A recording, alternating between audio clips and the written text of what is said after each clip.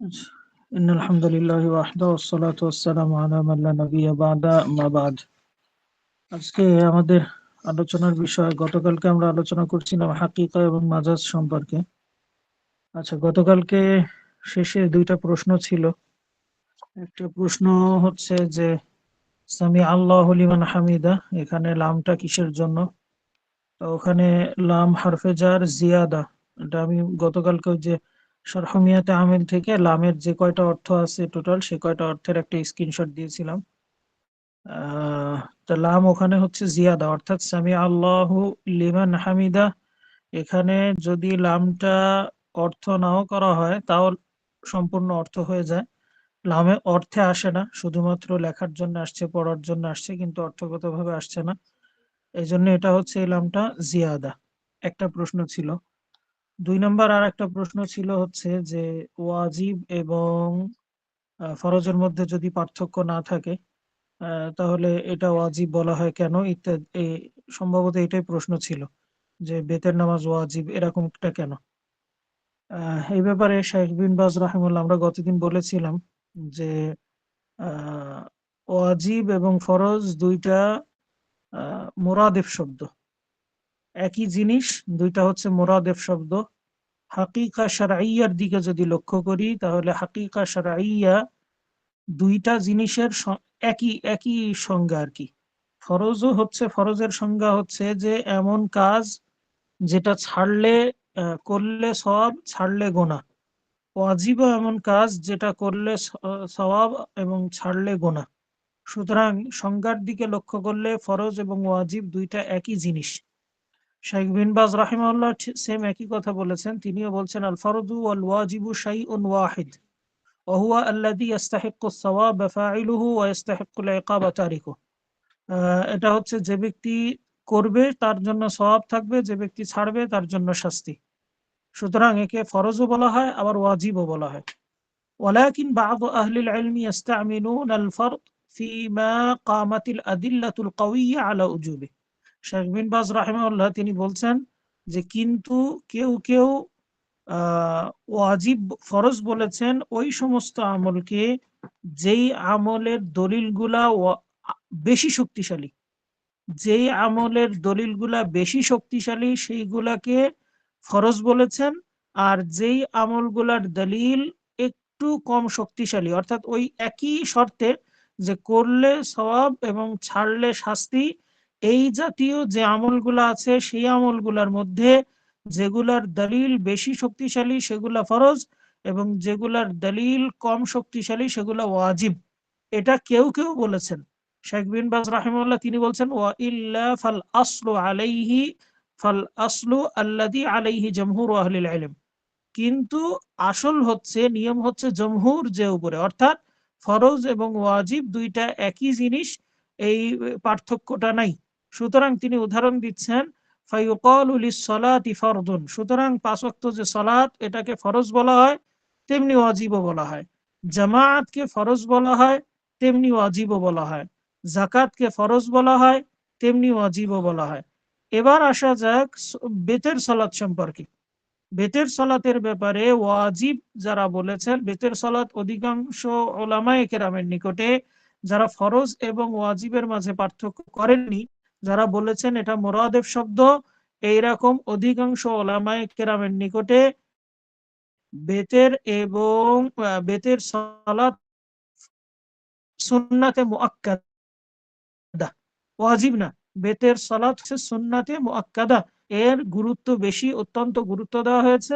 এজন্য এটা সুন্নাতে মুআক্কাদার অন্তর্ভুক্ত, এটা ওয়াজিব না। কারণ ওয়াজিব তাদের নিকটে ওইটাই যেটা হচ্ছে ওয়াজিব আর ফরজ যেহেতু একই, সুতরাং ছাড়লে গুনাহের মুখোমুখি হতে হবে। তো যেহেতু বেতের সালাতের ব্যাপারে এরকমটা নাই, এই জন্য তারা বলছেন এটা সুন্নাতে মুআক্কাদা। রাসূলুল্লাহ সাল্লাল্লাহু আলাইহি ওয়াসাল্লাম ছাড়েননি ঠিক আছে, করার গুরুত্ব প্রদান করেছেন ঠিক আছে, কিন্তু ছাড়লে শাস্তির মুখোমুখি হতে হবে, এরকমটা যেহেতু নাই, এই জন্য এটাকে সুন্নাতে মুআক্কাদা বলছেন অনেকে। অধিকাংশ ওলামায়ে কেরাম এটাকে সুন্নাতে মুআক্কাদা বলছেন। তবে কেউ কেউ ওয়াজিব বলেছেন, তাদের নিকটে ওয়াজিবের ভিন্ন, তারা যারা ওয়াজিব বলেছেন তারা হয়তো ওই যে বাযু আহলিল ইলম, কতিপয় ওলামায়ে কেরামের নিকটে শেখ বিন বাজ যেটা বলেছেন যে দলিল মজবুত যত বেশি হবে সেটাকে ফরজ বলা হবে, যেটা একটু কম সেটাকে ওয়াজিব বলা হবে। ওই দৃষ্টিকোণ থেকে হয়তো কেউ কেউ বেতের সালাতকে ওয়াজিব বলতে পারেন। এটা হচ্ছে গতকালকের প্রশ্নের উত্তর ছিল। আজকে আমরা নতুন পড়া থেকে শুরু করি। আজকে হচ্ছে আমাদের নিকটে আছে আল আমর। আমর বা নির্দেশ। আমরের সংজ্ঞা থেকে আমরা শুরু করি। আমরের মধ্যে আমরা কয়েকটা জিনিস পাবো, সেটা হচ্ছে আজকের পড়ার মধ্যে আমর সম্পর্কে আমরা কয়েকটা জিনিস জানবো। এক নম্বর হচ্ছে আমর কাকে বলে সেই বিষয়টা জানবো, আমরের সংজ্ঞা সহ। দুই নম্বর হচ্ছে আমর কিভাবে চিনবো, আমর চেনার উপায়গুলো আমরা জানবো, যে কোনটাকে আমর বলা হয়, কিভাবে আমর চিনতে হবে এটাকে আমরা জানবো। তিন নাম্বার বিষয় হচ্ছে আমরা জানবো যে আহ আমর কিসের চাহিদা রাখে। আমর যদি সাব্যস্ত হয়ে যায়, কোনো একটা কাজ আমর হিসাবে সাব্যস্ত হলো, এখন এই কাজটা কিসের চাহিদা রাখে, কি চাহিদা রাখে, কি করতে হবে আমাকে এখন, এইটা তিন নাম্বার। আর চার নাম্বার বিষয় আমরা জানবো যে আমর কি কখনো যে চাহিদার বিপরীত কোনো অর্থ দেয় কিনা, চাহিদার বিপরীত কোনো অর্থ দেয় কিনা, এটা 4 নাম্বার। এবং 5 নাম্বার আর একটা জানবো মা লা ইয়াতিমুল মা'মুরু ইল্লা বিহি, একটা কায়দা আছে, এই কায়দাটা জানবো ইনশাআল্লাহ। তো টোটাল আজকে আমরা ইনশাআল্লাহ 5টা বিষয় আমর সম্পর্কে ইনশাআল্লাহ জানবো। আজকে আমাদের বইতে যে দলিলগুলো দেওয়া আছে এই দলিলগুলো যথেষ্ট হিসাবে আমি মনে করছি, এই দলিলগুলো আমাদের জন্য যথেষ্ট ইনশাআল্লাহ। তো শুরুতে আল আমরের সংজ্ঞা। আল আমরু কওলুন ইয়াতাদাম্মানু তলাবুল ফি'লি আলা সাবিলিল ইস্তি'লা। কোন জায়গায় আছে আলা ওয়াজহিল ইস্তি'লা, কোথাও কোথাও আছে আলা সাবিলিল ইস্তি'লা। আমাদের এই বইতে আলা সাবিলিল ইস্তি'লা। যাই হোক, আমাদের আমরের সংজ্ঞাটা একটু ভালোভাবে বোঝা দরকার, কারণ আমরের সাথে নাহি খুবই তার মানে একটা আরেকটার বিপরীত, এবং একটা ভালোভাবে বুঝলে আর একটা বোঝা আমাদের জন্য খুব সহজ হয়ে যাবে। এই জন্য আমরের সংজ্ঞাটা যদি আমরা ভালোভাবে বুঝি, তাহলে নাহির সংজ্ঞা আমাদের জন্য খুব সহজ হয়ে যাবে, নাহির অধ্যায়টাও সহজ হয়ে যাবে ইনশাআল্লাহ। তো শুরুতে আল আমর, আমরের সংজ্ঞা আমরা যেটা বলছিলাম, আল আমরু কওলুন, আমর হচ্ছে একটা কথা। সুতরাং এখানে নিচে আমাদের ভাষ্য কওলুন শব্দটির মাধ্যমে ইশারা ইঙ্গিত সূচক শব্দ আলাদা হয়ে গেছে।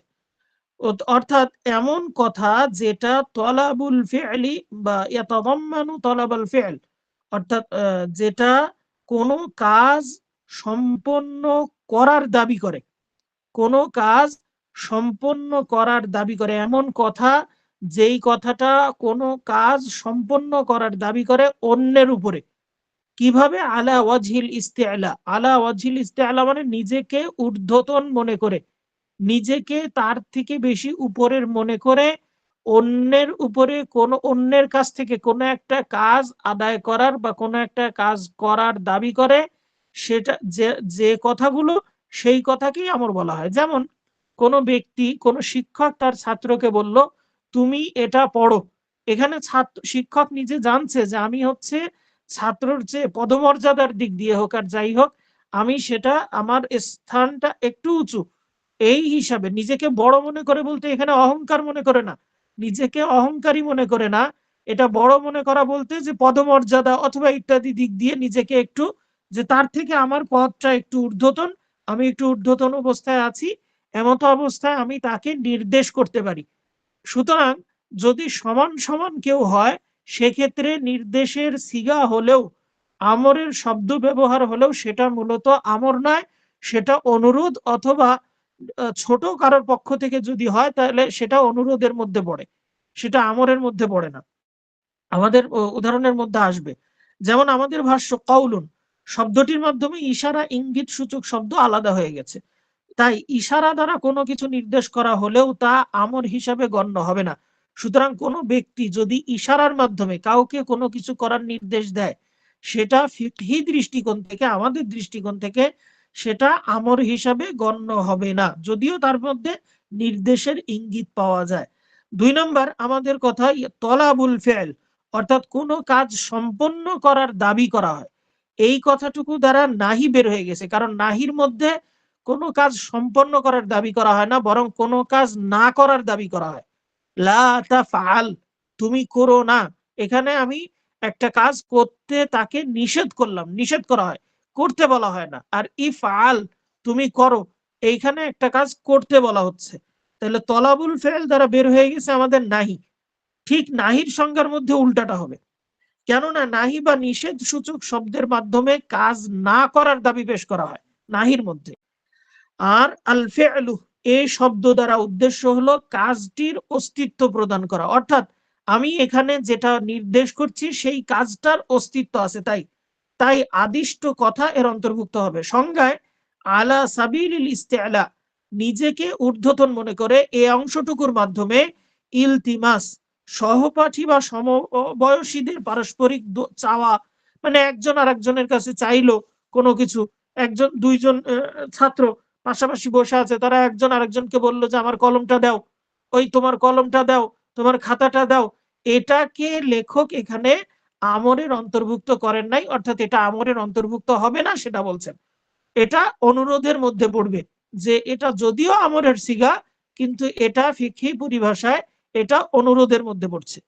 আবার দোয়া প্রভৃতি অর্থে আমর কখনো কখনো দোয়ার অর্থে ব্যবহৃত হয়, অর্থাৎ যদি বান্দা যেমন আল্লাহুম্মা গফিরলি দোয়া করে যে আল্লাহুম্মা গফিরলি, আল্লাহ তুমি আমাকে ক্ষমা করো, আগফিরলি এইখানে যে আল্লাহুম্মা গফিরলি এখানে যদিও সিগাটা ব্যবহার হচ্ছে আমরের, তুমি করো, কিন্তু এখানে আল্লাহ রাব্বুল আলামিনকে নির্দেশ দেওয়া হচ্ছে না, বান্দার পক্ষ থেকে আল্লাহকে এখানে নির্দেশ দেওয়া হচ্ছে না, বরং বান্দার পক্ষ থেকে আল্লাহর নিকটে দোয়া করা হচ্ছে যে আল্লাহ তুমি দোয়া আমাকে ক্ষমা করো।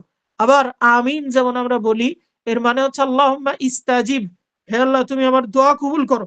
তাহলে এখানে দোয়া কবুল করার জন্য আল্লাহকে নির্দেশ দেওয়া হচ্ছে না, বরং আল্লাহর কাছে চাওয়া হচ্ছে যে আল্লাহ তুমি আমার দোয়া কবুল করো। সুতরাং কখনো কখনো আমর আমর যদি সিগাটা যদি বড় থেকে ছোটর প্রতি না হয়, বড় থেকে ছোট, সেই বড়টা যে কোনো বড় হতে পারে, হয়তো পদমর্যাদায় বড়, অথবা বয়সে বড়, অথবা জ্ঞানে বড়, ইলমে বড়, যে কোনো কিছুতে বড় হতে পারে। সেই বড় ব্যক্তি যদি সেই ক্ষেত্রে ছোটকে নির্দেশ দেন, তাহলেই কেবলমাত্র সেটা আমর হবে, অন্যথায় আমরের অন্তর্ভুক্ত হবে না। এটাই হচ্ছে আলা ওয়াজহিল ইস্তিআলা দ্বারা উদ্দেশ্য, বা আলা সাবিলিল ইস্তিআলা দ্বারা উদ্দেশ্য। দোয়া প্রভৃতি যা আমরের নির্দেশ শব্দে ইঙ্গিত সূচক শব্দের মাধ্যমে পাওয়া যায়, তা আমর হতে পৃথক হয়েছে, অর্থাৎ দোয়াটাকে আমর থেকে পৃথক করা হয়েছে। সুতরাং আমরা এখানে জানতে পারলাম যে আমর হওয়ার জন্য শর্ত হচ্ছে কৌল হওয়া লাগবে, কথা হওয়া লাগবে। ২ নাম্বার হচ্ছে কোনো একটা কাজ চাইতে হবে, তার কাছে করতে চাওয়া হবে, তা লাগবে। ৩ নাম্বার হচ্ছে বড় থেকে ছোট যে কোনো কিছুতে ঊর্ধ্বতন থেকে অধস্তন, বড় থেকে ছোট তাদের কাছে চাওয়া, বড় থেকে ছোটর নিকটে চাওয়া হবে। যদি এরকমটা হয় তবেই কেবলমাত্র ফিকহি পরিভাষায় সেটাকে আমর হিসাবে গণ্য করা হবে, অন্যথায় আমর নয়, সেটা অন্য কিছু হবে। এবার আসা যাক আমর চিনবো কিভাবে, আমরা কিভাবে চিনবো যে এটা হচ্ছে আমর অথবা এটা আমর নয়, এটা নাহি ইত্যাদি কিভাবে চিনবো। নাহির অধ্যায়ে ইনশাল্লাহ নাহির আলোচনা আসবে, তবে আমরের অধ্যায়ে আমরের আলোচনা আসবে। এখন আমর চেনার জন্য এখানে দেওয়া আছে যে শব্দের রূপ আছে 4টি। মোট টোটাল আমাদের বইয়ের মধ্যে যদি আমরা লক্ষ্য করি, তাহলে আমরা দেখব আমর চেনার জন্য মোট 12টি পদ্ধতি দেওয়া আছে। আমর চেনার জন্য মোট 12টি পদ্ধতি দেওয়া আছে, এখানে দেওয়া আছে 4টি, এর পরবর্তীতে আরো 8টি দেওয়া হবে। এখানে 4টির প্রথমটি হচ্ছে আমর চেনার প্রথম রূপ হচ্ছে ফেআলুল আমর, অর্থাৎ আমরা মিজানে যে ফেলে আমর আমরের সিগাগুলো পড়েছিলাম, এই সিগাগুলা আমরের চাহিদা দেয়।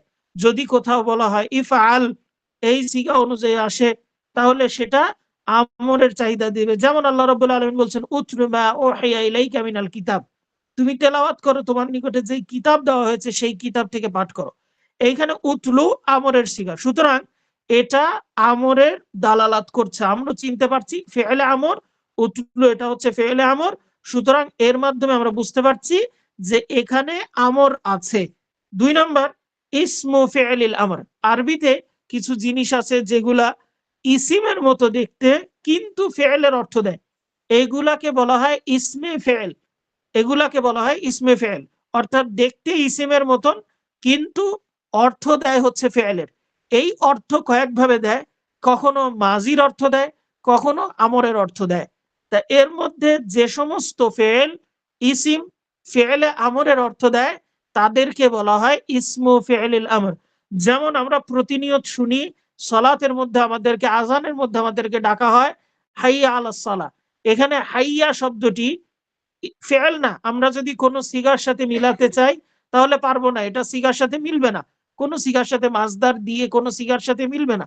হাইয়া এটা হচ্ছে ইসিম, কিন্তু ফেলের অর্থ দিবে।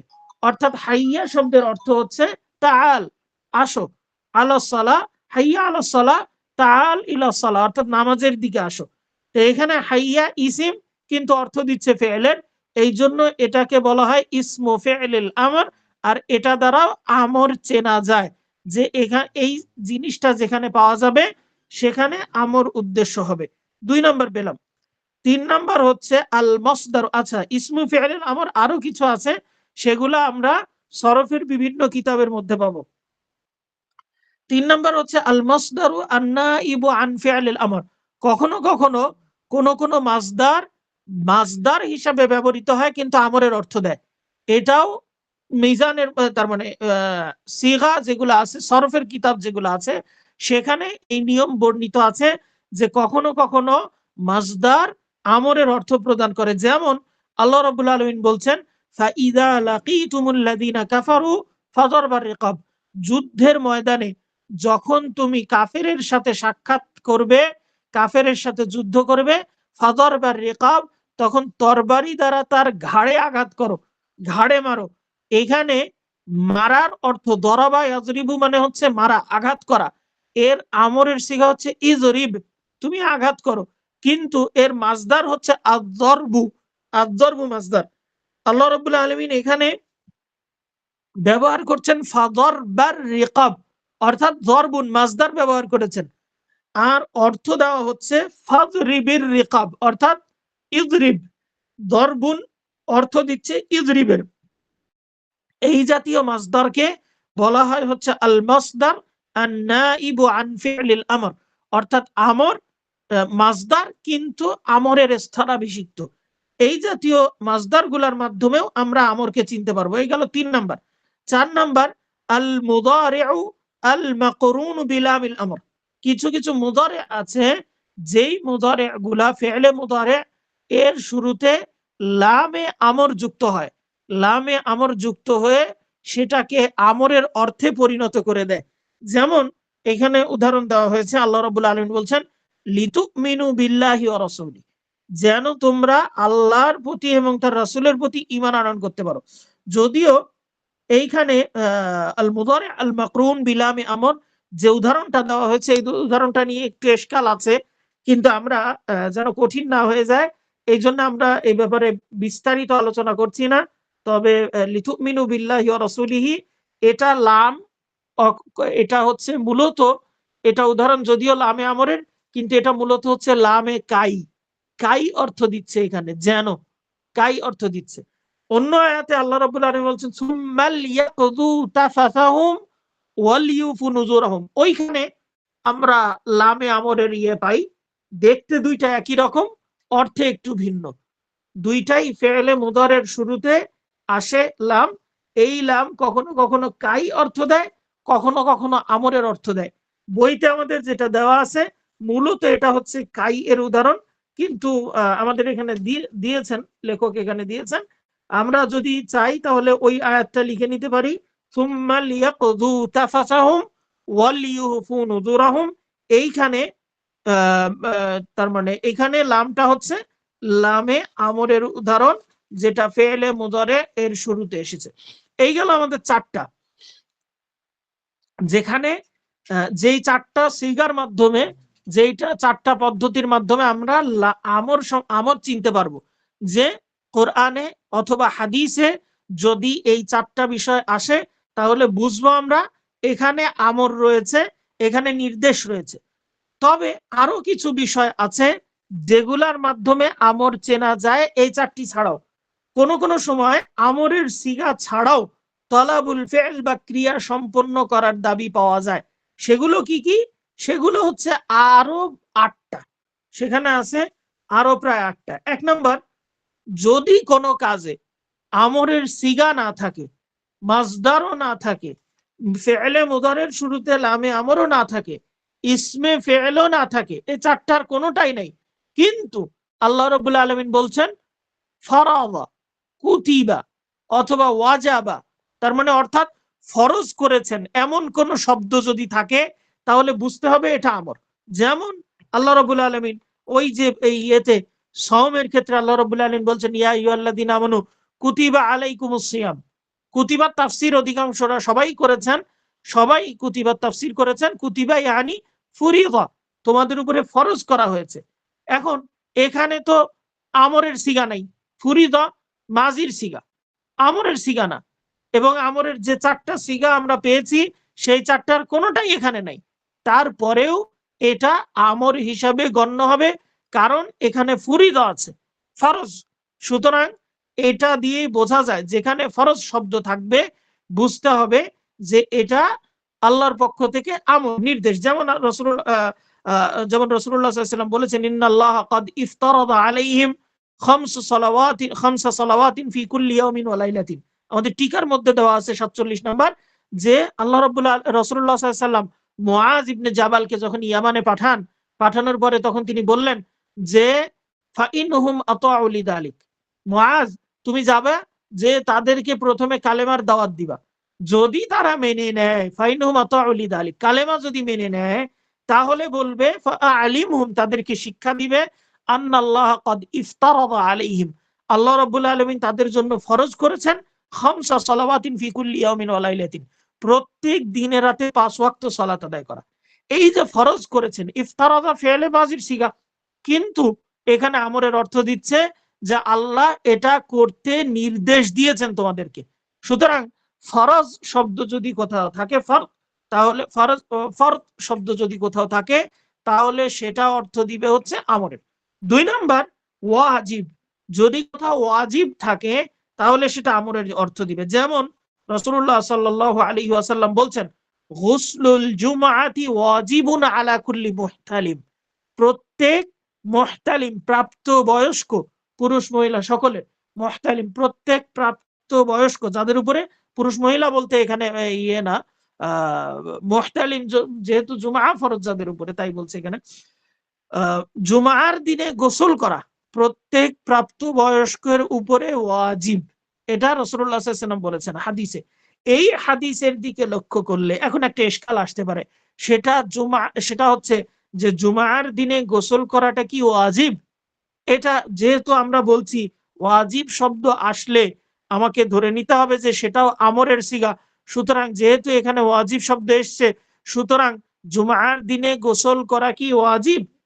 এটা হচ্ছে প্রশ্ন। উত্তর হচ্ছে জুমার দিনে গোসল করা ওয়াজিব নয়, কারণ আমরা জানি যে যদিও ওয়াজিব এটা হচ্ছে হাকিকি শারঈ হিসাবে ওয়াজিবেরই দাবি রাখে, কিন্তু আমরা পরবর্তীতে পড়ব যে আমর ওয়াজিবের দাবি রাখে ঠিকই, তবে অন্য কোনো দলিলের কারণে ওয়াজিব থেকে অন্য কোনো দিকেও চলে যেতে পারে। অর্থাৎ ওয়াজিব কিন্তু সিগা ওয়াজিবের, পাচ্ছি ওয়াজিব নির্দেশের, কিন্তু দেখা যাচ্ছে যে এটা নির্দেশ না বরং মানদুব হতে পারে, এরকমটা আমরা পড়বো আজকেই, সামনে পড়বো ইনশাআল্লাহ, যে আমর সবসময় ওয়াজিব হয় না, অন্য দলিলের কারণে আমর ওয়াজিব থেকে মানদুবের ফায়দাও দিতে পারে। যাই হোক, আমাদের এখানে আমরা জানলাম রাসূলুল্লাহ সাল্লাল্লাহু আলাইহি ওয়াসাল্লাম হাদিসে উল্লেখ করেছেন গুসলুল জুমআতি ওয়াজিবুন, প্রত্যেক আলা কুল্লি মুহতালিম, প্রত্যেক প্রাপ্তবয়স্কের উপরে জুমার দিনে গোসল করা ওয়াজিব। যদি অন্য কোনো দলিল না থাকতো তাহলে জুমার দিনে গোসল করা ওয়াজিবই হতো, কিন্তু অন্য দলিলের কারণে এটা ওয়াজিব নয়। সেই দলিল আছে, অন্য সেই দলিল এই হাদিসের মধ্যেই আছে। তার মানে এই হাদিসের পুরাপুরি অংশ অথবা আরো অন্য হাদিসের মধ্যে আছে, সময় সাপেক্ষে ইনশাআল্লাহ সেগুলো দেওয়া যাবে। আরো 3-4টা দলিল আছে যেই দলিলের কারণে এটা ওয়াজিব থেকে বের হয়ে যাচ্ছে। 3 নম্বর বিষয় হচ্ছে মানদুব।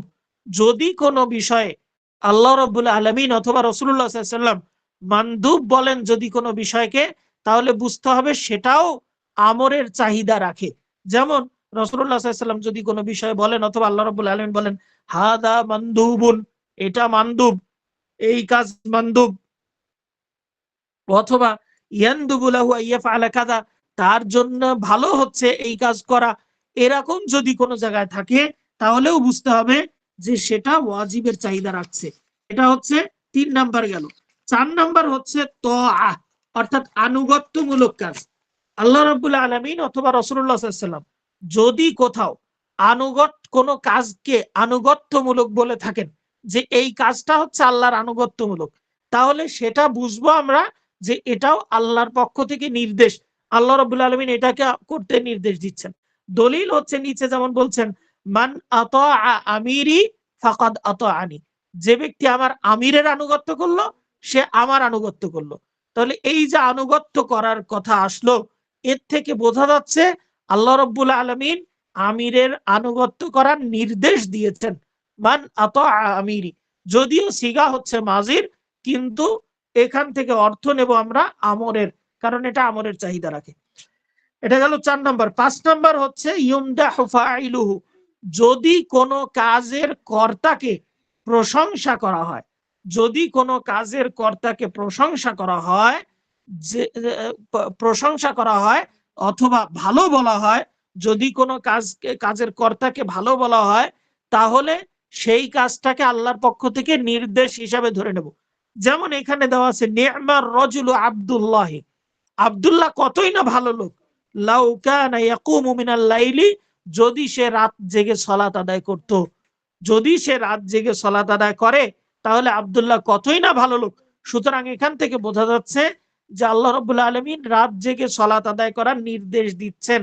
কিন্তু নির্দেশ হলে, আগেই বলেছি, নির্দেশ হলেই যে সেটা ওয়াজিব হবে এমনটা না, কখনো মানদুব হতে পারে। যেমন আল্লাহ রাব্বুল আলামিন অন্য আয়াতে বলছেন, মাসালুল লাযীনা ইউনফিকুন আমওয়ালাহুম ফি সাবিলিল্লাহ ইত্যাদি ইলা আখিরিল আয়া।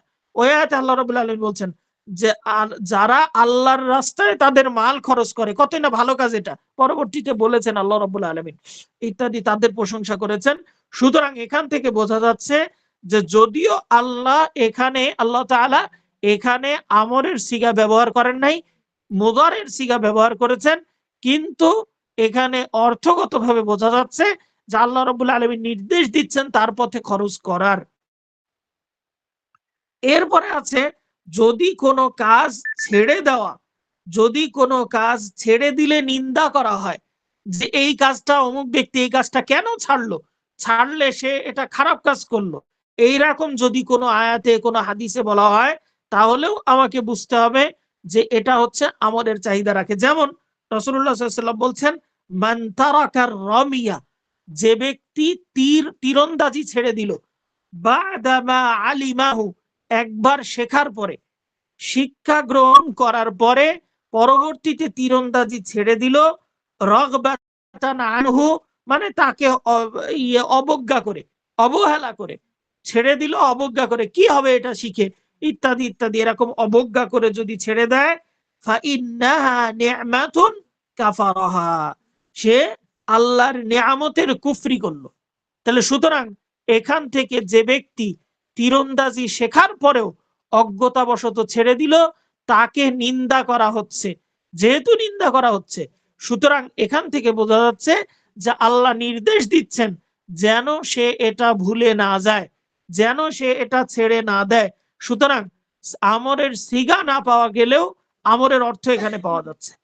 7 নাম্বার, ইয়াতারাত্তাবু আলা ফি'লিহি সাওয়াব, যদি কোনো কাজের কারণে সওয়াব উল্লেখ করা হয়, যে কোনো ব্যক্তি যদি এই কাজ করে তার জন্য এই প্রতিদান, কোনো ব্যক্তি যদি এই কাজ করে তার জন্য এই সওয়াব, এইরকম যদি কোনো আয়াতে পাওয়া যায় তাহলে বুঝতে হবে আল্লাহ রাব্বুল আলামিন আমাকে সেটা করার নির্দেশ দিচ্ছেন।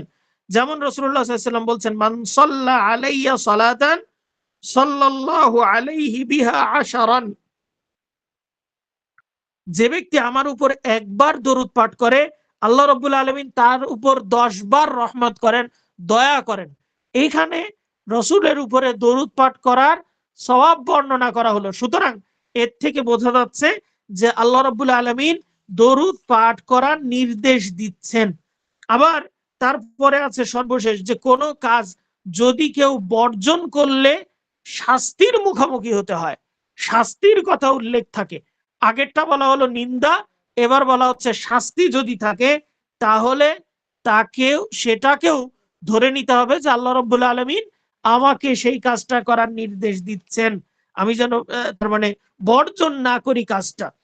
আচ্ছা, যেমন রাসূলুল্লাহ সাল্লাল্লাহু আলাইহি ওয়াসাল্লাম বলছেন, মান তারাকা সালাসা জুমাইন, যে ব্যক্তি পরপর 3টা জুমা ছেড়ে দিল, তাহাবুনান, অলসতা বশত, এমনি অলসতা বশত ঢিল দিয়ে ছেড়ে দিল, বিহা তবা আল্লাহু আলা কলবিহি, আল্লাহ রাব্বুল আলামিন তার অন্তরে মোহর মেরে দিবেন।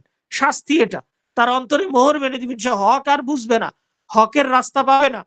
এই যে শাস্তি, এই শাস্তির যেহেতু বর্ণনা আসলো, সুতরাং এর থেকেও আমাকে বুঝতে হবে যে এটা হচ্ছে আল্লাহর পক্ষ থেকে আমাকে নির্দেশ দেওয়া হয়েছে এই কাজ করার। আমি যেন এই কাজটা, এই যে জুমা, আমি আমি যেন না ছাড়ি, আমি যেন জুমা না ছেড়ে দেই, এটা আল্লাহর পক্ষ থেকে নির্দেশ। এই মোট টোটাল, আগে পড়লাম আমরা 4টা এবং এখন পড়লাম আমরা 8টা, এই মোট 12টা হচ্ছে আমর চেনার উপায়। এই 12টা জিনিস যদি কোনো আয়াতে, যদি কোনো হাদিসে, যদি কোনো কওলের মধ্যে আসে, তাহলে আমাকে বুঝতে হবে যে সেখান থেকে আমরের ফায়দা অর্জিত হবে। এখন আমরের ফায়দা কি? আমর অর্জিত তো হবে, কিন্তু আমরের ফায়দাটা কি? আমরের ফায়দা এর পরবর্তী পৃষ্ঠায় আমাদের আসছে, নির্দেশ জ্ঞাপক সিগা বা শব্দের চাহিদা, মা তাকতাদিহি সিগাতুল আমর। আমরের সিগা কিসের চাহিদা দেয়, কিসের দাবি করে? আমরা সংক্ষেপে যদি বলি, আমরের সিগা মূলত দুটি জিনিসের দাবি করে। আমরের সিগা মূলত দুটি জিনিসের দাবি করে। এক, আমরের সিগার দাবি রাখে আল ওয়াজিব, অর্থাৎ যদি কোনো জায়গায় আমরের সিগা অথবা এই যে 12টা বললাম, এই 12টা যদি আসে, অর্থাৎ এই 12টাকেই আমরা আমরের সিগা ধরলাম, ধরে এখন থেকে বলি আমরা আমরের সিগা এই 12টাই। সুতরাং যদি কোনো জায়গায় এই আমরের সিগা আসে, আমর সাব্যস্ত হয়, তাহলে সেখানে ওয়াজিবের হুকুম সাব্যস্ত হবে। এটা হচ্ছে 1 নাম্বার। 2 নাম্বার, আলাল ফাউর মুবাদারা, আল মুবাদারাতু বিফিলিহি ফাওরান, অর্থাৎ তাৎক্ষণিকভাবে করার আদেশ থাকবে। তাহলে আমরের সিগা যদি কোনো জায়গায় থাকে, তাহলে আমি বুঝবো যে সেই কাজটার ব্যাপারে আমাকে আল্লাহ রাব্বুল আলামিন অথবা রাসূলুল্লাহ সাল্লাল্লাহু আলাইহি ওয়াসাল্লাম আমাকে 2টা নির্দেশ দিচ্ছেন। 2টা নির্দেশ কি কি? 1 নাম্বার, আমাকে বলছেন যে তোমার উপর এই কাজটা ওয়াজিব, এবং 2 নাম্বার আমাকে বলছেন তুমি যত দ্রুত সম্ভব এই কাজটা আদায় করো, যত দ্রুত সম্ভব। শুধু এই 2টা জিনিসের ফায়দা আমর দিবে। তবে কখনো কখনো এই 2টার ব্যতিক্রম হয়, সেটাও আমরা আজকে ইনশাআল্লাহ জানবো। শুরুতে আসি, আমর যে ওয়াজিবের ফায়দা দেয় তার দলিল কি? আমর যে ওয়াজিবের ফায়দা দেয়, অর্থাৎ আল্লাহর পক্ষ থেকে অথবা রসুলের পক্ষ থেকে কোনো নির্দেশ আসলে সেই নির্দেশ ওয়াজিবের ফায়দা দেয়। মানে কি? ওয়াজিবের ফায়দা দেওয়ার মানে হচ্ছে যে যদি মান্য না করা হয়, পালন না করা হয়, তাহলে শাস্তি হবে, আর পালন করলে সওয়াব হবে। এটা হচ্ছে ওয়াজিব। তা আল্লাহর পক্ষ থেকে অথবা রসুলের পক্ষ থেকে যদি কোনো বিষয় আসে, কোনো বিষয়ের আসে, আমরের মাধ্যমে কোনো নির্দেশ আসে, তাহলে সেটা যে ওয়াজিবের ফায়দা দিবে, তার দলিল কোথায়? দলিল হচ্ছে আল্লাহ তাআলা বলছেন, এই যে ফালইয়াহযারিল্লাযিনা ইউখালিফুনা আন আমরি, ফালইয়াহযারিল্লাযিনা ইউখালিফুনা আন আমরিহি আন তুসিবাহুম ফিতনা আও ইউসিবাহুম আযাবুন আলীম। আল্লাহ রাব্বুল আলামিন বলছেন, ইয়াহযার, সে যেন সতর্ক হয়। কারা? আল্লাযিনা ইউখালিফুনা আন আমরি, যারা আমার নির্দেশের খেলাফ করছে, যারা আমার নির্দেশ পালন করছে না, তারা যেন সতর্ক হয়। কিসের থেকে? আন তুসিবাহুম ফিতনা, যে তারা ফিতনায় পড়বে, আও ইউসিবাহুম আযাবুন আলীম, অথবা তাদের যন্ত্রণাদায়ক শাস্তি হবে, কঠিন শাস্তি হবে। এইটা যেন তারা, এই ব্যাপারে যেন তারা সতর্ক হয়। ফালিয়াহযার, তাদের যেন তাদেরকে যে গ্রাস করবে, এটা বিরুদ্ধাচরণ করবে, এই ব্যাপারে যেন তারা সতর্ক হয়। এই নির্দেশ আল্লাহর পক্ষ থেকে আসছে যে আন আমরি। সুতরাং এখান থেকে বোঝা যাচ্ছে যে যারা আল্লাহর নির্দেশের খেলাফ করবে, আল্লাহর নির্দেশ মানবে না, তারা শাস্তির মুখোমুখি হবে। তাহলে নির্দেশ না মানলে যদি শাস্তির মুখোমুখি হয়, তাহলে দেখা যাচ্ছে যে এটা ওয়াজিবের মতোই, সংজ্ঞার দিক থেকে ওয়াজিবের মতো। ওয়াজিব না মানলে যেমন শাস্তির মুখোমুখি হতে হয়, নির্দেশ না মানলেও তেমনি শাস্তির মুখোমুখি হতে হবে। সুতরাং এর থেকে বোঝা যাচ্ছে যে আমর ওয়াজিবের ফায়দা দেয়। অত্র আয়াত দ্বারা দলিল গ্রহণের কারণ হলো রাসূলুল্লাহ সাল্লাল্লাহু আলাইহি ওয়াসাল্লামের নির্দেশের বিরুদ্ধাচরণকারীদেরকে সতর্ক করে আল্লাহ তাআলা বলেন যে তারা ফিতনায় পতিত হবে। আর ফিতনা হলো সত্য পথ হতে বিচ্যুত হওয়া অথবা যন্ত্রণাদায়ক শাস্তি ভোগ করা। কেবল ওয়াজিব বর্জনের কারণে এই রূপ হুঁশিয়ার দেওয়া হয়, অর্থাৎ ওয়াজিবের কারণে, ওয়াজিব বর্জন করলে যেমনি হুঁশিয়ারি দেওয়া হয়, ঠিক তেমনি হুঁশিয়ারি আমর ত্যাগ করার কারণে দেওয়া হয়েছে। এই জন্য আমরের যে হুকুম, ওয়াজিবেরও সেই হুকুম। সুতরাং আমরা বলতে পারি আমর ওয়াজিবের ফায়দা দেয়। এবার আসা যাক যে আমর আরেকটা বলেছিলাম, 2 নম্বর জিনিসের আরেকটা জিনিসের ফায়দা দেয়। সেটা কি? সেটা হচ্ছে যত দ্রুত সম্ভব করার ফায়দা দেয়। এটা কোথা থেকে পাওয়া গেছে? এটাও আল্লাহর পক্ষ থেকে নির্দেশ। আল্লাহ রাব্বুল আলামিন বলছেন ফাস্তাবিকুল খায়রাত, তোমরা ভালো কাজে এগিয়ে যাও, ভালো কাজে প্রতিযোগিতা করো, একে অপরের সাথে প্রতিযোগিতা করো। সুতরাং শরঈ নির্দেশিত সকল বিষয় হচ্ছে কল্যাণকর। শরীয়তে আল্লাহ এবং তার রাসূল যেই কাজগুলার নির্দেশ দিয়েছেন সবই হচ্ছে খায়রাত, কল্যাণকর। সুতরাং কল্যাণকর কাজে দ্রুত করতে নির্দেশ দেওয়া হয়েছে, মানে হচ্ছে এই ব্যাপারে যেন ঢিল না দেওয়া হয়, সেই ব্যাপারে নির্দেশ দেওয়া হচ্ছে। তাহলে ওয়াজিব, আমর, আফওয়ান, আমর যেমনি ভাবে ওয়াজিবের নির্দেশ দিচ্ছে, তেমনি আমর দ্রুত করার নির্দেশ দেওয়া হচ্ছে। তাই কল্যাণের কাজে প্রতিযোগিতা করার নির্দেশ তাৎক্ষণিকভাবে প্রদান করা, পালন করা ওয়াজিব হওয়া প্রমাণিত হয়। এই ব্যাপারে আরো দলিল হলো রাসূলুল্লাহ সাল্লাল্লাহু আলাইহি ওয়াসাল্লাম হুদায়বিয়ার দিন কুরবানির পশু জবাই করা ও মাথা মুন্ডন করার জন্য সাহাবীদেরকে নির্দেশ দেন, কিন্তু সাহাবীরা সেটা পালনে বিলম্ব করছিল, গড়িমসি করছিল একটু। এটা রাসূলুল্লাহ সাল্লাল্লাহু আলাইহি ওয়াসাল্লাম অপছন্দ করেন। এই কারণে যে কষ্ট তিনি পেয়েছিলেন তা উম্মে সালামার নিকট তিনি ব্যক্ত করেন। তাই বোঝা যায় তাৎক্ষণিক আদেশ পালন অধিক সতর্কতা ও দায়িত্ব সম্পন্ন করার জন্য অধিকতর সহায়ক। তাছাড়া বিলম্বে নির্দেশ পালনে অনেক সমস্যাও আছে। যদি কোনো কাজ আমরা জমা করতে থাকি, বিলম্ব করতে থাকি, তাহলে দেখা যাবে জমা হতে হতে হতে হতে এক সময় এমন অবস্থা হয়েছে যে সেগুলো আদায় করা আমাদের জন্য কষ্টকর হয়ে যাচ্ছে, আমরা সেগুলো আদায় করতে পারছি না, তখন ছুটে যাওয়ার আশঙ্কা থাকবে। এই যে আশঙ্কা, এটা যেন না পতিত হওয়া লাগে, সেই জন্য আমাদেরকে দ্রুত, সময় মতন, সময়ের মধ্যে যত দ্রুত সম্ভব আদায় করে নেওয়া উচিত। এখন কথা হচ্ছে, আমরা বলেছিলাম যে আমর ওয়াজিবের চাহিদা দেয় এবং আমর যত দ্রুত সম্ভব পালন করার চাহিদা দেয়। এটা হচ্ছে আমরের দুইটা চাহিদা। তবে কখনো কখনো আমর এর বিপরীত চাহিদা দিতে পারে, অর্থাৎ ওয়াজিবের চাহিদা নাও দিতে পারে এবং দ্রুত করার চাহিদা নাও দিতে পারে। এটা কখন হবে? দলিল থাকতে হবে। দলিল যদি থাকে তখন অন্য দলিলের কারণে আমর ওয়াজিবের চাহিদা থেকে সরফ, পরিবর্তন হয়ে যাবে, অন্যদিকে পরিবর্তন হয়ে যাবে। কোন দিকে পরিবর্তন হয়ে যাবে সেটা এখানে আমাদের উল্লেখ করছে।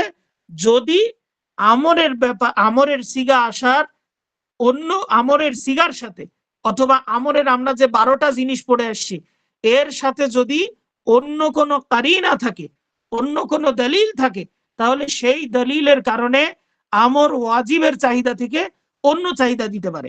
যেমন আমর কখনো কখনো মানদুবের চাহিদা দেয়, অর্থাৎ করলে আল্লাহর পক্ষ থেকে নির্দেশ, রাসূলের পক্ষ থেকে নির্দেশ, কিন্তু সেই কাজটা করা আবশ্যক না, করলে সওয়াব কিন্তু না করলে গুনাহ নাই, এরকমও হতে পারে। যেমন রাসূলুল্লাহ সাল্লাল্লাহু আলাইহি ওয়াসাল্লাম বলছেন, যেমন আল্লাহ তাআলা বলছেন ওয়া আশহিদু ইদা তাবায়াতুম, যখন তোমরা পরস্পর পরস্পর ক্রয় বিক্রয় করবে তখন সাক্ষী রাখো, সাক্ষী রাখো। ওয়া আশহিদু, এটা আমরের সিগা, আশহিদু আমরের সিগা, কিন্তু এটা ওয়াজিবের ফায়দা দেয় না। কারণ কি? হাদিসে এসছে যে আন্নান নবী সাল্লাল্লাহু আলাইহি ওয়াসাল্লাম ইশতারা ফারাসান, নবী সাল্লাল্লাহু আলাইহি ওয়াসাল্লাম একটা ঘোড়া ক্রয় করলেন, মিন আরাবিয়্যিন, একজন বেদুইনের কাছ থেকে, ওয়ালাম ইউশহিদ, কিন্তু কোনো সাক্ষী রাখেননি। এই যে সাক্ষী রাখেননি, এর থেকে বোঝা যায় যে রাসূলুল্লাহ সাল্লাল্লাহু আলাইহি ওয়াসাল্লাম কখনো আল্লাহর আদেশের খেলাফ করতে পারেন না। রাসূলুল্লাহ সাল্লাল্লাহু আলাইহি ওয়াসাল্লাম কখনো ওয়াজিব তরক করতে পারেন না, কিন্তু যেহেতু এখানে তিনি ওই আমরের বিপরীত করেছেন, আমর পালন করেননি, সুতরাং এখান থেকে প্রমাণিত হয় যে আল্লাহর ওই আমরটা ওয়াজিবের ফায়দা দিচ্ছে না, বরং ওটা মানদুবের ফায়দা দিচ্ছে। অর্থাৎ করাটা খুবই ভালো, না করলে গুনাহের মুখোমুখি হবে না। তাহলে কারিনা পাওয়া গেল, যে কারিনার কারণে আমরা বুঝতে পারলাম এখানে আমর ওয়াজিবের ফায়দা না দিয়ে মানদুবের ফায়দা দিল। 2 নাম্বার, কখনো কখনো আমর ইতাহা অর্থাৎ বৈধতার ফায়দা দেয়। যেমন কোন বিষয়ে যদি নিষেধাজ্ঞা দেওয়া হয় আগে, পরবর্তীতে সেই বিষয়টা জায়েজ, পরবর্তীতে সেই বিষয়ে যদি আমরের সিগা আসে তাহলে বুঝতে হবে এটা জায়েজের ফায়দা দিচ্ছে। যেমন আল্লাহ রাব্বুল আলামিন বলছেন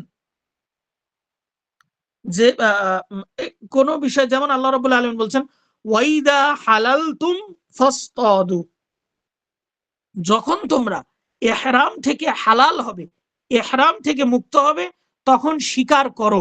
ফাসতাদু, এখানে যে শিকার করতে আদেশ দেওয়া হলো, তাহলে যদি এটা ওয়াজিব হয়, যদি এটা আমর যদি সব জায়গায়, এই জায়গায় আমর যদি ওয়াজিবের ফায়দা দিত, তাহলে হাজী সাহেবরা যারাই ইহরাম থেকে ইহরাম শেষ করতো, অর্থাৎ হজের কাজ শেষ করে ইহরাম খুলতো, তাদের উপরে শিকার করা ওয়াজিব হয়ে যেত, আগে শিকার করতে যেতে হতো। কিন্তু আমর যে সবসময় ওয়াজিবের ফায়দা দেয় না, এটা তার একটা প্রমাণ, এটা তার একটা জায়গা। কারণ রাসূলুল্লাহ সাল্লাল্লাহু আলাইহি ওয়াসাল্লাম কখনো এরকম করেন নাই যে শেষ হওয়ার পরপরই শিকারে বের হয়ে গেছেন, এটা তো করেন নাই। এটা একটা দলিল। পাশাপাশি আর একটা দলিল যেটা এখানে আমাদের উদ্দেশ্য, সেটা হচ্ছে আল্লাহ রাব্বুল আলামিন বলছেন গায়রা মুহিল্লিস সাইদি ওয়া আনতুম হুরুম, অর্থাৎ আগের নির্দেশ ছিল যে তোমাদের জন্য ইহরাম বাঁধা অবস্থায় শিকার করা হালাল নয়, তোমাদের জন্য ইহরাম বাঁধা অবস্থায় শিকার করা হারাম। এই যে প্রথমে হারাম কথা আসলো, যে তোমাদের জন্য ইহরাম বাঁধা অবস্থায় শিকার করা হারাম, এর পরবর্তীতে বললেন তবে যদি ইহরাম ভঙ্গ হয়, ইহরাম শেষ হয়ে যায়, হজের কাজ শেষ হয়, ইহরাম খুলে ফেলো, তাহলে তোমরা শিকার করো। এই যে করো বলছেন, এখান দ্বারা উদ্দেশ্য হচ্ছে তোমাদের জন্য শিকার করা বৈধ, কারণ আগে হারাম এসছিল, তারপরে আমর এসছে। এরকম যদি কোনো জায়গায় আসে, কোনো কাজের ক্ষেত্রে, যে সেখানে আগে হারাম আসে তারপরে হচ্ছে আমরের সিগা, তাহলে সেখানে আমাদেরকে বুঝতে হবে এখানে আমরের সিগাটা ওয়াজিবের জন্য নয়, এখানে আমরের সিগাটা জায়েজের জন্য, বৈধতার জন্য। ঠিক তেমনি ভাবে যদি কোনো বিষয়ে নিষেধ হারাম হওয়ার সন্দেহ তৈরি হয়, হারাম কোনো মাসআলায় যদি বিষয়টা হারাম হওয়ার সন্দেহ তৈরি হয়, এমত অবস্থায় সেই মাসআলার, তার মানে জবাবে যদি আমরের সিগা ব্যবহার হয়, তাহলে সেই আমরটা জায়েজের ফায়দা দিবে, সেই আমরটা ওয়াজিবের ফায়দা দিবে না। যেমন উদাহরণ দিলে স্পষ্ট হয়ে যাবে, বিদায় হজের দিন বিভিন্ন সাহাবায়ে কেরাম, আমরা জানি হজের সময়, হজের দিন 4টা কাজ করতে হয়: মাথা মুন্ডন করা, কোরবানি করা, তাওয়াফ করা, তারপরে হচ্ছে এই কঙ্কর নিক্ষেপ করা ইত্যাদি, এই 4টা কাজ করা লাগে। এই 4টা কাজ রাসূলুল্লাহ সাল্লাল্লাহু আলাইহি ওয়াসাল্লাম এক সিরিয়ালে করেছেন, একটা সিরিয়ালে। কিন্তু অনেক সাহাবী দেখা গেছে আগে মাথা মুন্ডন করে ফেলছেন, পরে কুরবানি করছেন, আগে কুরবানি করছেন, পরে মাথা, তার মানে একটা আর একটা ওলট পালট করে ফেলছেন। এটা নিয়ে সাহাবায়ে কেরামের মাঝে সংশয় তৈরি হলো যে আমরা কি এই যে ওলট পালট করলাম, সিরিয়াল ওলট পালট করলাম, এটা কি আমাদের জন্য হারাম হলো নাকি কি, এটা কি আমাদের জন্য নিষিদ্ধ হয়ে গেল নাকি? তারা এসে রাসূলুল্লাহ সাল্লাল্লাহু আলাইহি ওয়াসাল্লামকে জিজ্ঞাসা করলেন, ইয়া রাসূলুল্লাহ, আমি তো এই কাজ করে ফেলেছি, আগে এটা করেছি, তারপরে এটা করেছি, তাহলে এটা কি আমার জন্য হারাম হয়ে গেল? তখন রাসূলুল্লাহ সাল্লাল্লাহু আলাইহি ওয়াসাল্লাম বললেন, ইফআল ওয়ালা হারাজ, তুমি করো, কোনো সমস্যা নাই। এই যে ইফআল বললেন, রাসূলুল্লাহ সাল্লাল্লাহু আলাইহি ওয়াসাল্লাম কি এই ইফআল দ্বারা যদি ওয়াজিবের ফায়দা দেয়, তাহলে আমাদের অর্থ হবে তোমাকে ওলটপালট করাই লাগবে, তুমি উলটপালট করবা, সোজা চলতে পারবা না, ওলটপালট চলবা। কিন্তু যেহেতু এটা নিষেধাজ্ঞা হওয়ার একটা সংশয় তৈরি হয়েছিল, সেই মাসআলার প্রেক্ষিতে রাসূলুল্লাহ সাল্লাল্লাহু আলাইহি ওয়াসাল্লাম এই শব্দ ব্যবহার করলেন, এই কারণে এটা ওয়াজিবের ফায়দা দিবে না, বরং জায়েজের ফায়দা দিবে, যে ওলট পালট করাটা তোমার জন্য জায়েজ আছে, কোনো সমস্যা নেই। এটা গেল 2 নাম্বার আমরের অর্থ। 3 নাম্বার হচ্ছে আত-তাহদীদ। কখনো কখনো আমরের সিগা ব্যবহার হয় এবং তার দ্বারা উদ্দেশ্য হয় ধমক দেওয়া।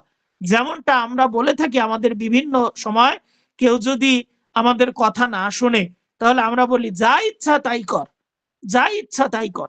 এখানে এর মানে এই না যে আমি তাকে যা ইচ্ছা তাই করার নির্দেশ দিলাম, বরং এর মানে হচ্ছে আমি তাকে ধমক দিলাম যে তোর এখন যদি এই কাজটা করিস তাহলে কিন্তু তার মানে তোর কিন্তু শাস্তি হবে।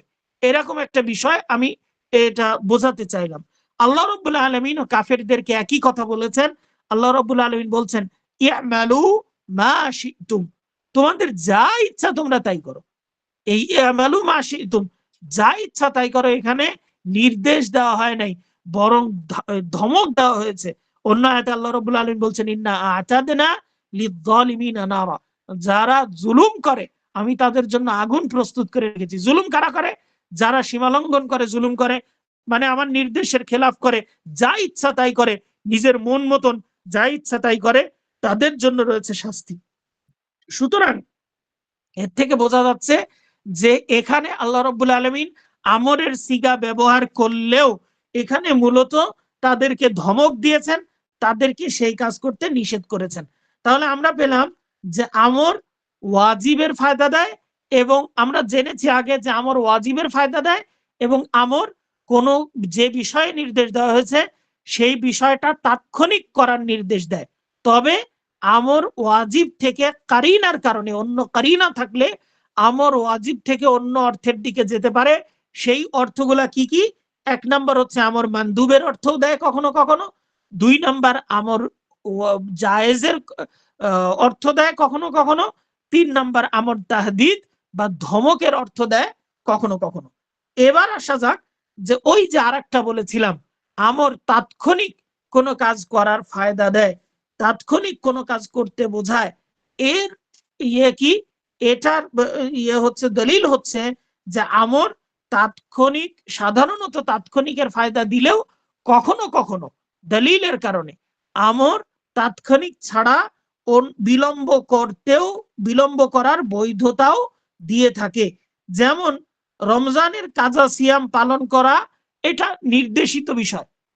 হ্যাঁ, ফাইদা এখানে যে আয়াতটা আসছে যে যদি কেউ সফরে থাকে অথবা ইত্যাদি অবস্থায় থাকে তাহলে সে যেন পরবর্তীতে কাজা করে নেয়।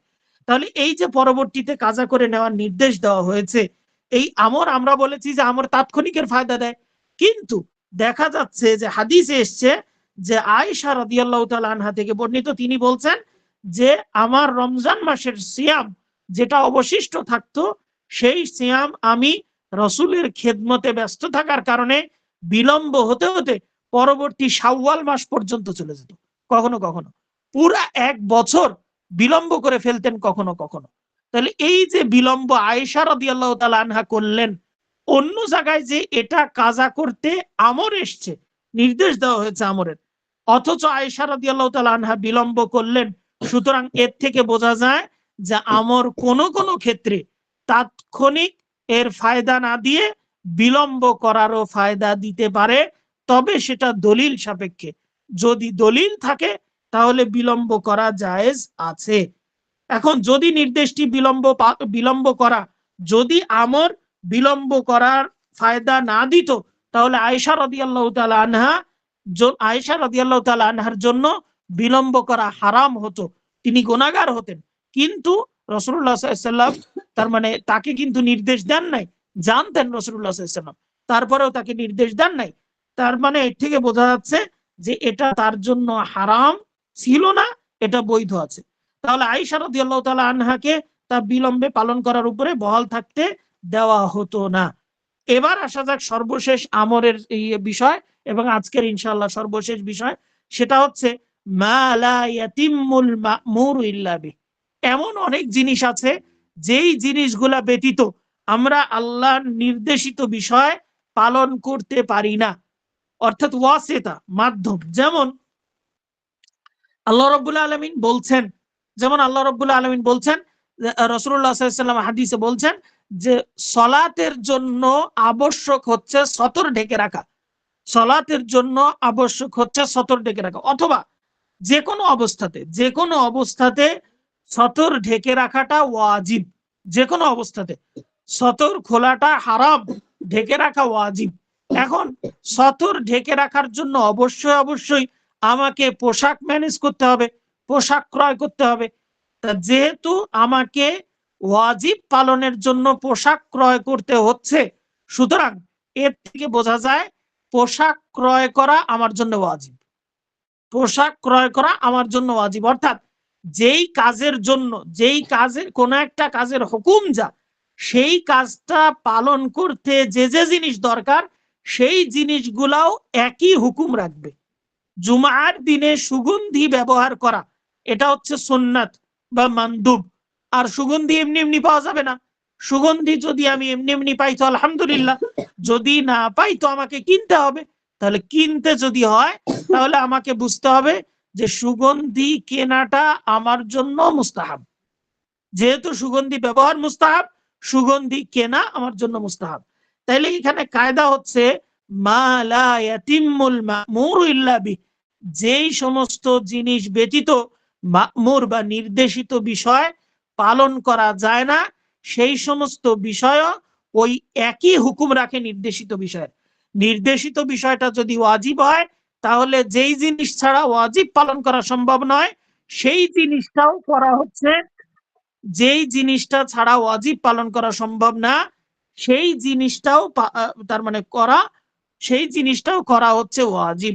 নির্দেশিত বিষয়টি যদি মানদুব হয়, তাহলে যেই জিনিস ছাড়া ওই মানদুব পালন করা সম্ভব না, সেই জিনিসটা অর্জন করাটাও মানদুব। যেমন নির্দেশিত কাজ সম্পন্ন করার বিষয়টি কোন জিনিসের উপর নির্ভর করলে তখন ওই জিনিসটিও নির্দেশিত হিসাবে গণ্য হয়। তাই নির্দেশিত বিষয়টি ওয়াজিব হলে ওই জিনিসটিও ওয়াজিব হয়ে যায়, কাজটি মানদুব হলে ওই জিনিসটিও মানদুব হয়। ওয়াজিবের উদাহরণ যেমন সতর ঢেকে রাখা ওয়াজিব। যেহেতু সতর ঢেকে রাখা কাপড় ক্রয় করার উপর নির্ভর করে, অর্থাৎ কাপড় ক্রয় না করলে সতর ঢাকা যায় না, তাই কাপড় ক্রয় করাও ওয়াজিব। হারামের ক্ষেত্রেও ঠিক একই অবস্থা হবে, যে যেহেতু যে সমস্ত কাজ করা হারাম, সেই সমস্ত কাজের করার যে ওয়াসিলা, মাধ্যম, সেগুলাও হারাম। আবার মানদুবের উদাহরণ, জুমার দিন সুগন্ধি ব্যবহার করা মানদুব। যেহেতু সুগন্ধি দেওয়া তা ক্রয় করার উপর নির্ভর করে, তাই সুগন্ধি ক্রয় করাও মানদুব বা বাঞ্ছনীয় হিসেবে গণ্য। এই নিয়মটি একটি ব্যাপক মূলনীতির অন্তর্গত, আর তা হলো আল ওয়াসাইল লাহা আহকামুল মাকাসিদ। এটা একটা কায়দা, এই কায়দাটা মুখস্থ রাখতে হবে যে আল ওয়াসাইলু লাহা আহকামুল মাকাসিদ, মাকাসিদি, এটা হচ্ছে অর্থাৎ ওয়াসাইল মাধ্যম, এটা মূল মাকসাদের যে হুকুম সেই হুকুমের একই হুকুমের দাবি রাখে। ফাওয়াসাইলুল মা'মুরাতি মা'মুরুন বিহা, সুতরাং কোন জিনিসের নির্দেশিত, কোন নির্দেশিত বিষয়ের ওয়াসিলাগুলাও নির্দেশিত। ওয়াসাইলুল মানহিয়াত মানহিয়ুন আনহু, কোন নিষিদ্ধ কাজের ওয়াসিলাগুলাও নিষিদ্ধ। এটা হচ্ছে আমরের এবং নাহির ব্যাপারে একটা কায়দা। এই কায়দাটা একটা আছে মা লা ইয়াতিম্মুল ওয়াজিবু ইল্লা বিহি ফাহুয়া ওয়াজিবুন। এটা হচ্ছে আমাদের কায়দা ইনশাআল্লাহ। আলহামদুলিল্লাহ, এর মাধ্যমে আমরা আমরের বিষয়গুলো শেষ করলাম।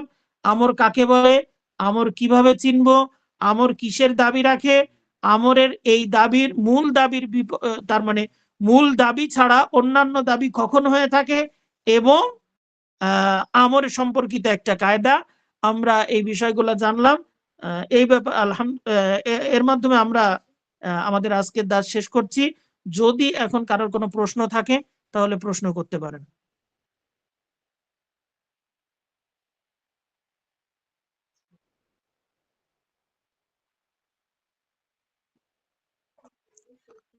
আচ্ছা, যদি কোনো প্রশ্ন থাকে তাহলে প্রশ্ন করা যেতে পারে। জি শেখ, মেসেজে প্রশ্ন আসছে। আচ্ছা আচ্ছা, কি প্রশ্ন আসছে? প্রথমে বলা হচ্ছে যে সূরাল কাউসারের ২য় নং আয়াতে ফাসাল্লি লিরাব্বিকা ওয়ানহার, সুতরাং তোমার রবের উদ্দেশ্যে সালাত আদায় করো এবং কুরবানি করো। হ্যাঁ, এখানে আমর, হ্যাঁ নাদ সল্লি এবং রব আমর আর তহাত, আহ, মানে এটা কোন আমর হবে সেটা জিজ্ঞাসা করা হচ্ছে, যেখানে এটা কি আমর নাদ হবে নাকি আমর তহাত হবে? না আমার হচ্ছে ইয়ের এটা কেমন বলতেছে? ওয়াজিবের ফায়দা দিবে, এখানে ওয়াজিবের ফায়দা দিবে। ফসল্লি লিরাব্বিকা ওয়ানহার যদি শর্ত সাপেক্ষে শর্তগুলা পূরণ করে তাহলে ওয়াজিব এখানে অবশ্যই এখানে ওয়াজিবের ফায়দা দিচ্ছে যে তোমার রবের জন্যই কোরবানি করা এবং সলাত আদায় করা এটা কেবলমাত্র রবের জন্যই করা যায়, অন্য কারোর জন্য করা যায় না। যেহেতু অন্য কোনো দলিল নাই যেই দলিল এই ওয়াজিব থেকে অন্যদিকে ফিরাতে পারে, এই কারণে এটা ওয়াজিবের উপরই বহাল থাকবে ইনশাআল্লাহ। জি শেখ, এই প্রশ্নের উপর একটা প্রশ্ন করে রয়েছে যে আল্লাহ তাআলা কি যত দ্রুত সম্ভব সালাত ও কুরবানি করার নির্দেশ দিয়েছেন এখানে?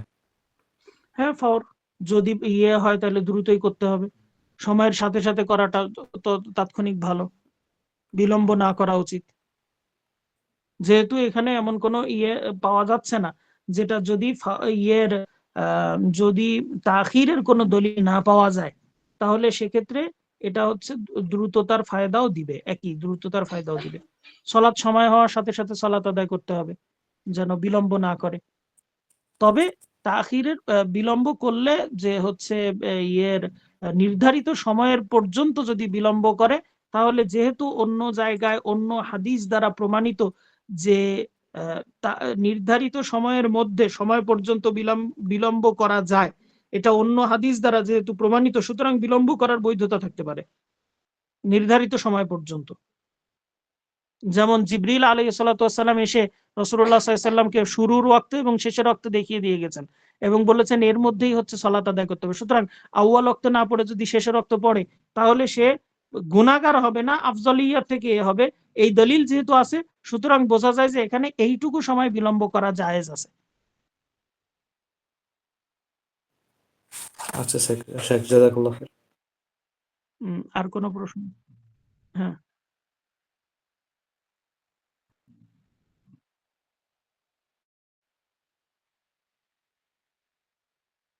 না সরফের ইয়ের ভিতরেও ওটা বাদ বাকি ওইগুলা ওই অর্থে সরফের ভিতরে পাওয়া যাবে না, ওইভাবে সরফের মধ্যে পাওয়া যাবে না, ওটা উসুলে ফিকের মধ্যেই পাওয়া যাবে। ওই 12টি পরের যে 12টি বললাম, পরের 8টা, ওটা উসুলে ফিকের মধ্যেই পাওয়া যাবে, ওটা সরফের মধ্যে পাওয়া যাবে না।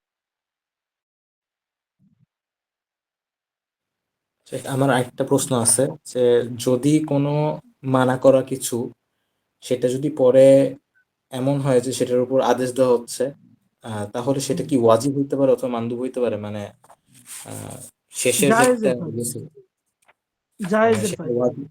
আচ্ছা, সেটা ওয়াজিব আর মানদুবে ফাওয়াতে দেবে না, খালি শুধুমাত্র জায়েজ। না না, জায়েজের ফায়দা দিবে। জাযাকাল্লাহ খাইর। ওই আর কি। জি, তাহলে আমরা কি শেষ করতে পারি তাহলে? জি শেখ, হুম, জাযাকাল্লাহ, জাযাকাল্লাহ। আসসালামু আলাইকুম ওয়া রাহমাতুল্লাহ। জাযাকাল্লাহ খাইর শেখ।